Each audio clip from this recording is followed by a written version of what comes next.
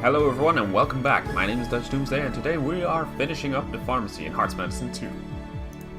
Now, when we last left off, you saw Daniel going through detox and kicking the habit of the drugs that he was furiously hoarding in order to finish up this hospital, just like his daddy would want him to do. But before we get into the drama, we start with an easy challenge level. We can only carry one item at a time, which I know most of you have been doing up until this point so far. We're gonna get the most expensive upgrade in the pharmacy, because the other ones don't really matter that much. To us. Flowers slow the hearts from... Oh dear, this is why this was hard, I forgot.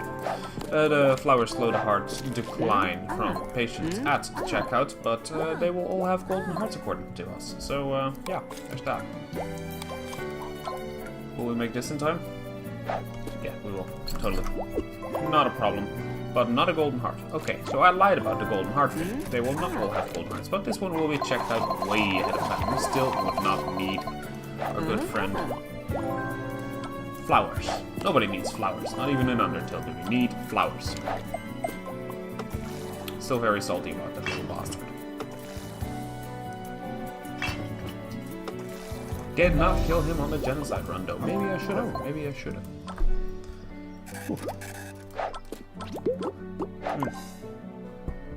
Yeah, once your tray is full, you need to remove some items before you can add new ones. Of course.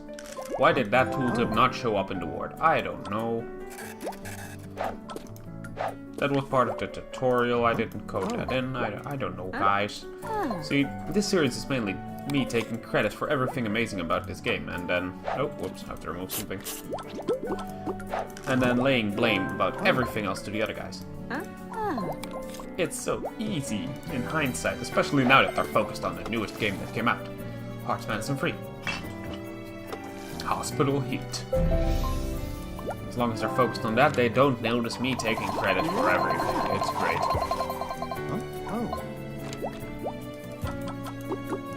But no, in all honesty, I do not take credit for anything I didn't do. I do not over-exaggerate anything I did. I was amazing at this company, and I'm still an amazing person in real life. You should really get to know me. Please don't stop me. Well, some of you may stop. You know, just to get the amount of views going. It's fine. I can live with that. But I could call the cops at any point, just so you know. So the annoying thing about this challenge is that you're not getting any treatment chain bonuses from almost anybody, since almost everybody requires some item, except the people sitting in the chairs. You can score some treatment chain bonuses from people in the chairs. Because chairs hardly ever require any type of item. They only have two different actions attached to them. Donating blood, which is actually giving blood, which we established in the last episode, or the eye drops, which I don't know you need to be sitting in the chair for, but you do, so well done. Take that. Take that, society. Take that, take your drugs, take your prescriptions, and take your blood. That's what we do here at Hearts Medicine. Actually, this entire hospital is not called Hearts Medicine. I should know what it's called. But we use its name so little. It's also not Queensborough, that was the one Earl should have gone to. Which is why he loved Michael. Because he goes way out of his way in order to go to the hospital here. Bandages for the mister. There we go, take some blood from you. No, I forgot completely what this hospital was called. It's under renovation, is what I know. So maybe the name is also under renovation. Maybe it's now gonna be Daniel's Grand Hospital, who knows? That would not be too unexpected. Little backstory, Daniel took over the hospital from his dad, who retired in the last game. That was a main plot point. A man not being able to let go of his work in order for him to retire eventually, and almost dying of a heart attack actually. That's what it usually takes in these type of plot points for people to retire. Anyway, we unlocked the last level in the ward. We got all diamonds so far, 3 stars so far. Let's see if we can ace this and finish it up and get some drama. The challenge, just browsing. Have 20 patients, use the magazine stand. Now, I've explained the magazine stand to you, and if you still don't understand it, you're not gonna get this challenge. Or just watch this video and see how it's done by a professional. Like me. Hugs, the drama might be over. So how's your favorite addict doing? He's getting better. How are you doing? Well, the pharmacy is back, fully stocked and in order, which makes me very happy. Did you know that today would have been the last day of your internship at the pharmacy? Well, let's get started then. Would have been, it still is, right? Right, Roof? You're not gonna fire me? I don't... What's happening? Why is there a phone there? I don't know. 20 patients need to use the magazine stand, so I'm just gonna enter them, put them straight through to the magazine stand before I check them out. To where they actually need to be going. Here, magazine stand. Enjoy. Read about me. Read about Daniel. It's all fun and games. Oh, I should have sent you to the magazine stand, now shouldn't I? Yeah, my bad. Now, one thing I wonder is if you have a patient that has multiple treatments, can you send them to the magazine stand twice? Will it count both of the times? That's a good thing to know. I don't know. Let's find out, guys. Let's hope we get... Oh, this one has multiple treatments. That's one. Counts. Check them out. I hear an Oliver. I don't have time to look. There she is. Eye drops for this one. Send her back again. Yeah, it works. Great. You can basically use the same patient for most of these then. Arrow, damn it. The way the minigames work is that it gives you a random variation out of minimum of 15 different variations I made for every single minigame. And apparently it keeps giving us the same ones in this room. That is kinda saddening. I wanted to show you more variations, but that takes a while. I got the Joe achievement, score 750 quick bonuses. Apparently if you're playing the game as hardcore as I am, on expert mode, you get that roughly at the end of the pharmacy. Maybe early emergency room if you're slacking a little bit. I'm slacking a little bit actually. I have accepted mediocrity in certain levels for the sake of the challenge, for the sake of... Oh dear, I'm not even near halfway through this challenge and I'm not using the magazine stand enough. I am falling asleep over here. Oh dear. And I'm almost halfway through my... Oh, there we go, the heart. It's the heart, the arrow, or the 3 different dots that we keep getting. Might have put the rates on those a little too high. There we go. Go to the Cheerio. Ah, luckily we can use this old guy again. 1 second to breathe in between treatments, that's great. To the magazine stand with you. Sounds like a pirate thing. Yar, to the magazine stand with you. A.V. Jones's People's Magazine is waiting for you. Enjoy.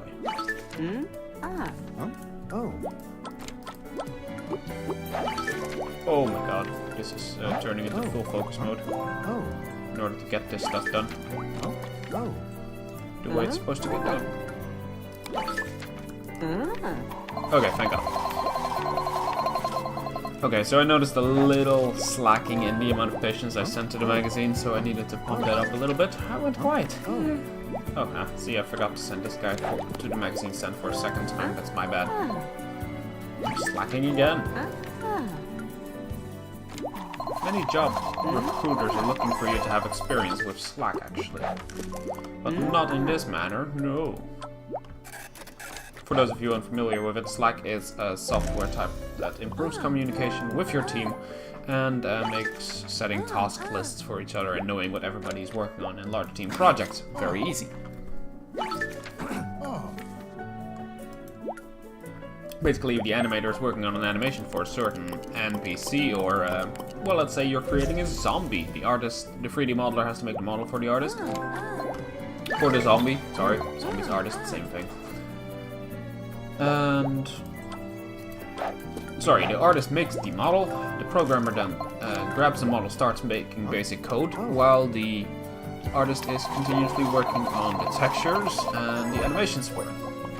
And then the coder just needs to know when can I start implementing these textures, when can I start implementing these animations. Usually the textures I can still import, I'm not that bad. The animations get tricky, however, I haven't been schooled too much in that. Ah, a cross. That's a new one. Looks like a 6-sided die, but the 5th side of it, I don't know. Anyway, the one thing that they would need to talk about is, when are the animations ready? When do I need to have the script for the animations ready? When can I show my players that they're getting hit by something instead of just a zombie scuffling up to them and they start taking damage? I don't know. Well, that's what Slack is used for. You can quickly coordinate everything between these people to have a smooth transition from a shuffling block of a zombie towards a fully animated scion of undead. Fancy word. Fully animated zombie. Let's just keep it a fully animated zombie for now. Yeah. I like fancy words though. I love narrative design.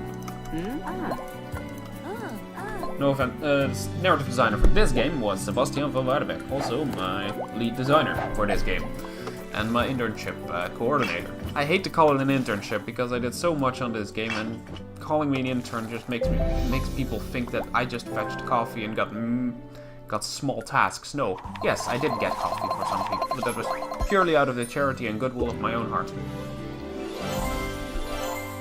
Roof completed the shift at the pharmacy, got all the Olivers, got all the challenges. Now, I still should have bought the extra upgrades for the pharmacy. We'll do that after this drama. I guess that's it. I didn't even ask where you were going next. I don't even know. I haven't checked the schedule yet. I'm scheduled to go to the emergency room. Yay! You'll love it there. You'll learn some serious medical stuff. Don't be a stranger, Allison, because all I've done so far is keep up with patients that are bedridden and come in for little boo-boos and pharmacies, so drugs and first aid kits, paraphernalia. Don't be silly, I'll see you for lunch tomorrow. Oh, I have seen a little blood though, so I'm getting there, you know, I'm totally viable to work in a hospital now. Ruth is still sad, however, because there's a letter on her desk that she hasn't looked at yet.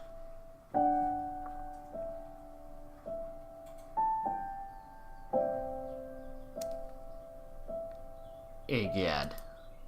And apparently it's important. Oh damn. Well, I'm sorry about Roof.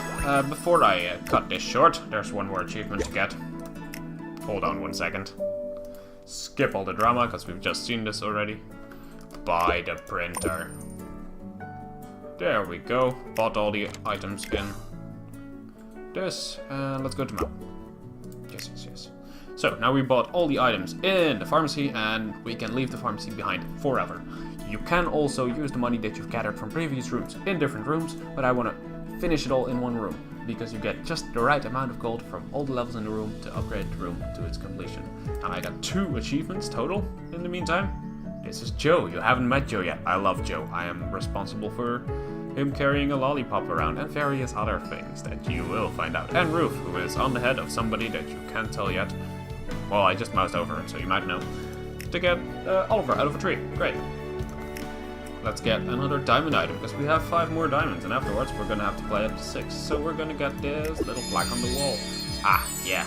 A beautiful picture of John. With this, he will always be remembered as the original founder of Little Creek Hospital, so that's the name of the hospital. Now that's a good way to end it. We had a question during the video, and we answered it at the end of the video.